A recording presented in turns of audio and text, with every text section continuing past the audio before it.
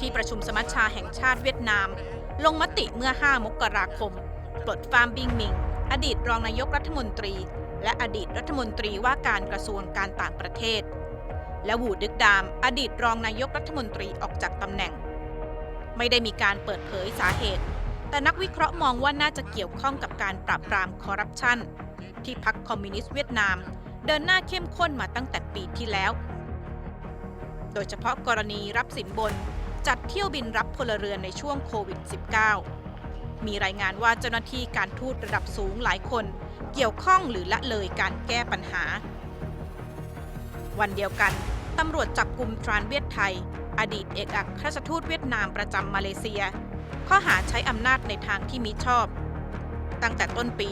มีการดำเนินคดีกับเจ้าหน้าที่ระดับสูงเวียดนามร่วม 40 คน Thank you very much, Professor Thayer, for joining us today.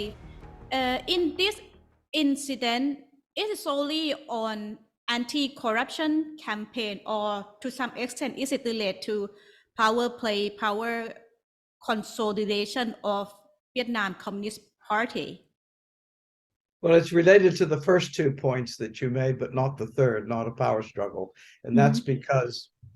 the anti-corruption campaign has 2 lines of attack. And one is members of the party, and the other is criminal, violating the law. And so the current Secretary General has tried very hard to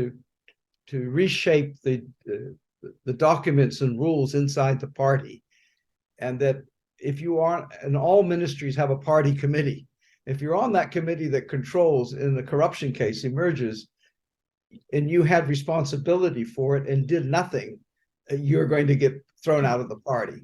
And if you participated in it, you're going to be thrown out of the party and subject to criminal changes. So it's a bit of, it's the anti-corruption campaign,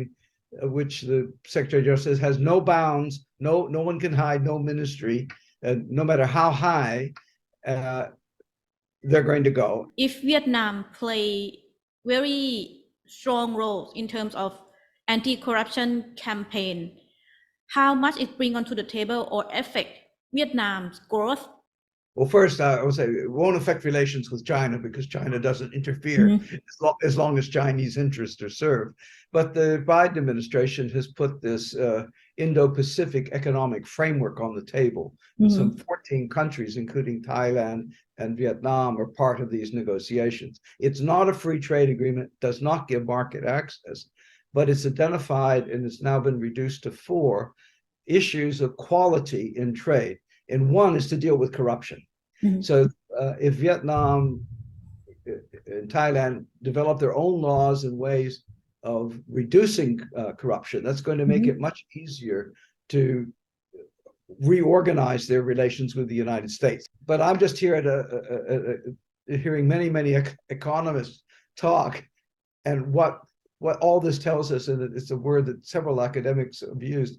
that corruption so far is just the tip of the iceberg. It's pervasive, and that's why Vietnam is